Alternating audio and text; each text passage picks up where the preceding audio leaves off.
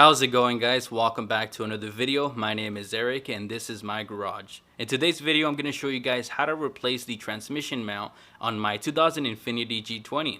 Now, if you guys have a Nissan vehicle or an Infiniti vehicle, the process that I'm going to show you guys today should be very similar to you guys if you have a vehicle that was made in the 2000s or late 1990s. The transmission mounts on these vehicles are located in a very similar location, so I hope that you guys find this video helpful. Without any further ado, let's go ahead and get right into the video.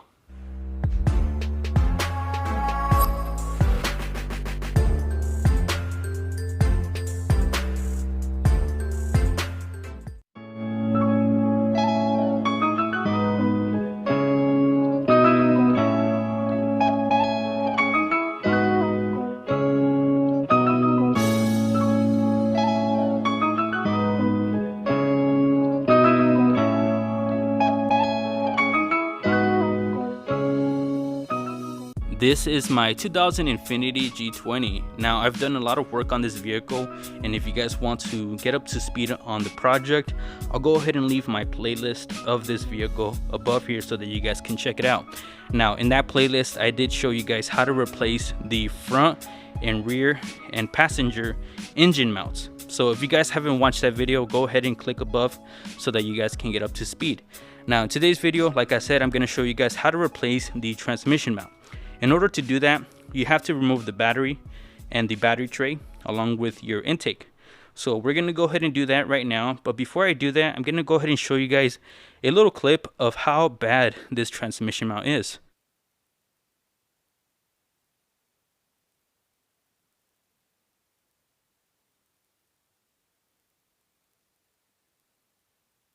As you guys can probably tell from that last clip, this transmission mount on this vehicle is toast. So we're going to go ahead and replace that. Like I mentioned before, we need to remove the battery tray, and the intake, just so that we can get a closer look at this transmission mount, which is right there. But it's very hard to get to with all this stuff in the way. I'm not sure if we need to jack up the vehicle or not. We're going to go ahead and find out together. So let's go ahead and start with this stuff first.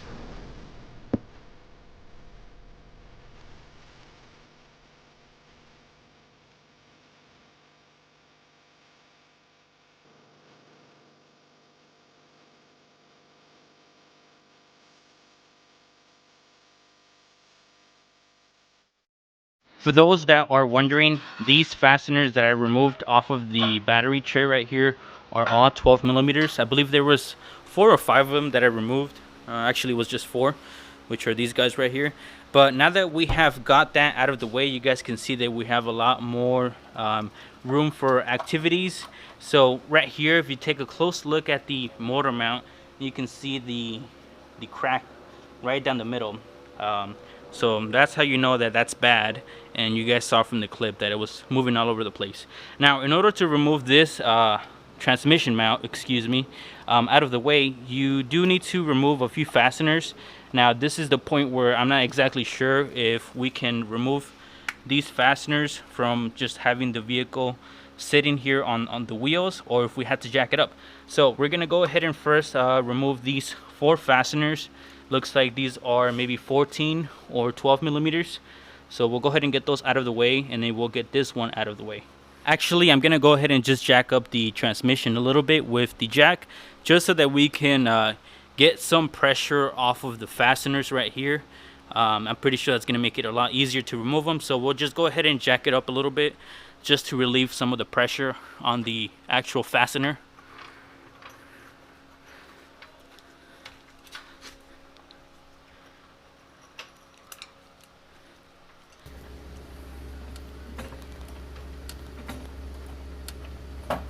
Just like that.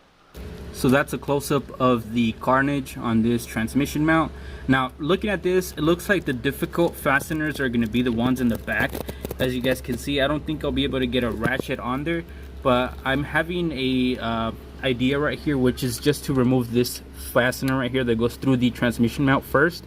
Once I remove that, this should sag enough to the point where I can remove those fasteners. So we're gonna go ahead and do that first and see if we're able to remove all the fasteners this way. What I have right here is a long 3/8 ratchet with a extension and a 14mm socket. So we're gonna go ahead and crack this fastener loose.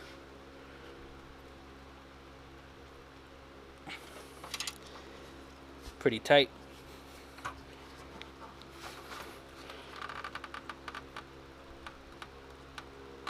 Looks like my socket is actually breaking right here, or my extension. So gonna have to get something else. So no go on that. We'll go ahead and switch over to the 15-inch breaker bar. It looks like it came loose.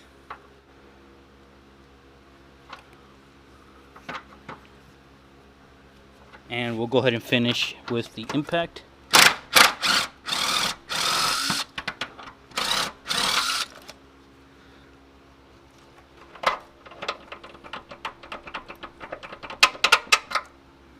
So that's a pretty long fastener right there. With that fastener removed, we're gonna go ahead and lower down the jack so that we can get access to the rest of the fasteners on this transmission mount.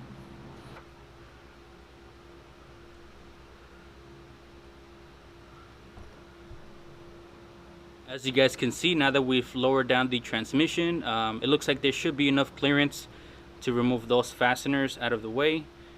So we're gonna go ahead and get a 14mm socket and remove those. Again, I'm gonna go ahead and use a 3/8 ratchet with an extension and a 14mm socket. We're gonna go ahead and pop these guys out.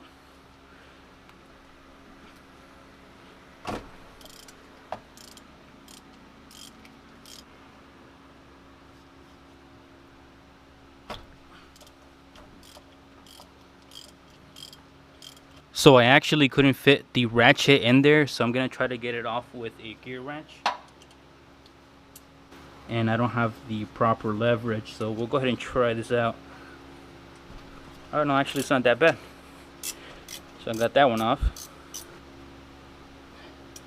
So that one in the corner is a little bit difficult just because there's not enough leverage. What I'm gonna do is remove these guys, and I think if I lift up the transmission, I should be able to get access to removing this one. God dang, these guys are long. So I did go ahead and jack up the transmission one more time just to get the last fastener in the corner, and I was able to fit my socket on there. But take a look at this, guys. The whole engine is like moving. So we're gonna go ahead and remove this last fastener.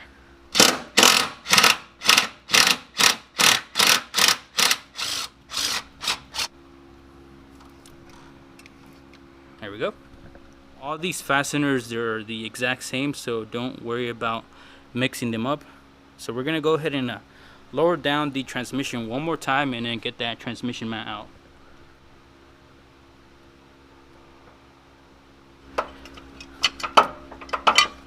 Okay, looks like it's out. Just find a way to wiggle it out.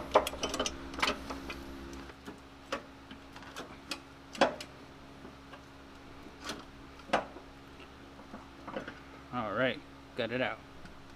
Alright guys, so right here on the left hand side is the old transmission mount. As you guys can tell, it's pretty much gone all the way through. There's nothing really holding that on there. So that's not good right there. Right here is the replacement transmission mount. This looks like it's a different design, and I'm kind of scared because these holes don't look like they're gonna add up to what this is right here. So I might have to drill these guys out to make them bigger, which I did have to do this on my front and rear motor mounts when I did replace them with this manufacturer called Anchor, I think. So Anchor transmission mounts and motor mounts are not a direct fit. You have to kind of make the holes a little bit bigger. It's just not there. So regardless, I'm pretty sure that this motor mount is gonna pretty much do a lot better than this one. Even though the holes don't line up on this one, anything is better than the old one. So we're gonna go ahead and install this onto the vehicle and cross our fingers that everything lines up.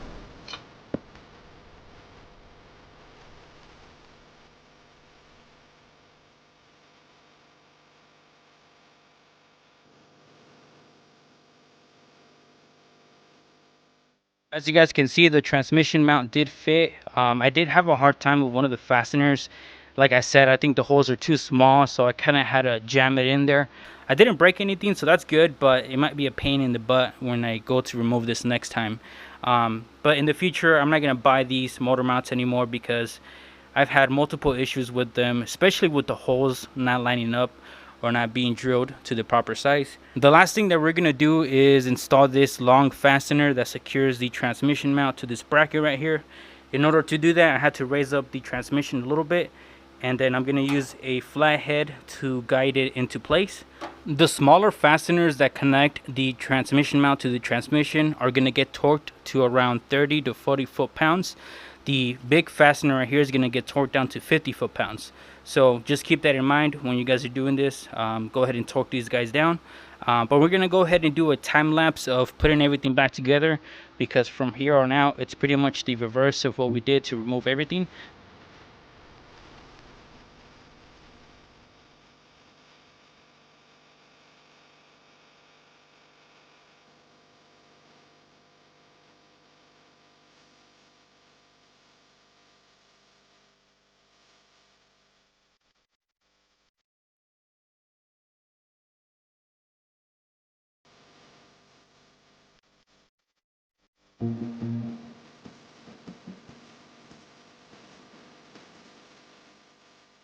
If you guys made it this far in the video, thank you guys so much for watching and supporting the channel. Now you guys can clearly see that on the before clip, the engine was moving a lot compared to how it is now. There's still a little bit of engine movement. That's because the motor mounts are breaking on the vehicle again. Now if you guys watched my video, you guys know that it's been about a year or so since I replaced the motor mounts on this vehicle, and it's breaking again. So I'm tired of constantly replacing these motor mounts. So for that reason, I'm going to try to see if upgrading to these motor mounts will eliminate that engine movement, and hopefully I can get longer life out of my engine mounts. So if you guys did like this video, please make sure to give it a thumbs up. If you guys are not subscribed to the channel, consider subscribing for more videos like this, and I'll see you guys on the next one. This right here is the first impression after I did the transmission mount. And honestly guys, it made a night and day difference on the vehicle. It shifts so much smoother now. Honestly, I don't even know why I waited so long to do this video, but night and day difference. Change your transmission mounts. I hope you guys like this video. I'll see you guys in the next one. Peace.